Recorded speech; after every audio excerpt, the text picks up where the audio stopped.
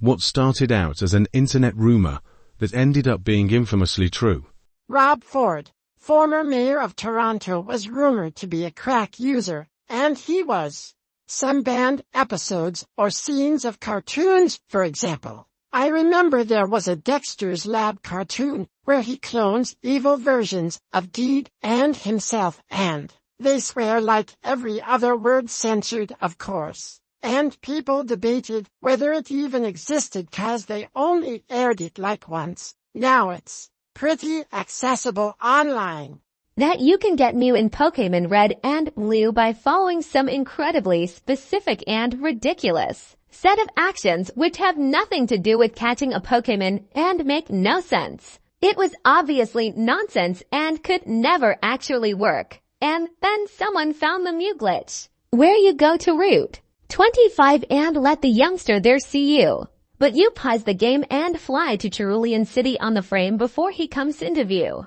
All your buttons will be disabled, so you go back to the youngster and fight him again for real. Note that he has to walk up to you if the engagement happens without him. Walking it won't work. This restores your controls. Then you fly to Lavender Town and open the menu once. Then you walk to Route 8 and the menu will open itself. When you close the menu, you'll enter a battle against Mew. Ricky Martin's sexuality. Thousands upon thousands of copies of the Atari ET game being buried in the desert.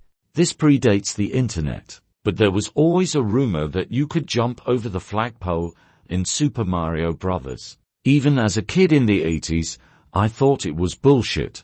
Turns out it's true lore.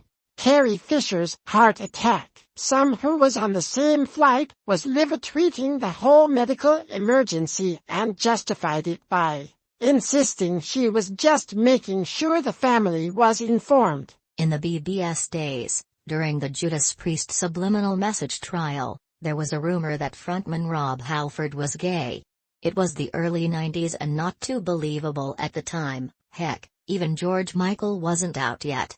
But now, Halford describes himself as the stately homo of heavy metal. There were jokes for years about Bill Cosby being some sort of weirdo, an unwholesome man pretending to be wholesome. People made games about him beating people up by luring them in with pudding cups or outright being a sex pest.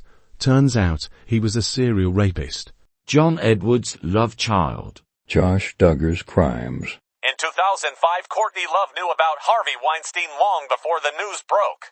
Nobody listened to her because she was always on drugs. She was asked on a red carpet interview about advice for young Hollywood or something, and she said something like, "Should I say it? If Harvey Weinstein invites you to a private party at the Four Seasons Hotel, don't go, ETA. Clip at about the 30 mark."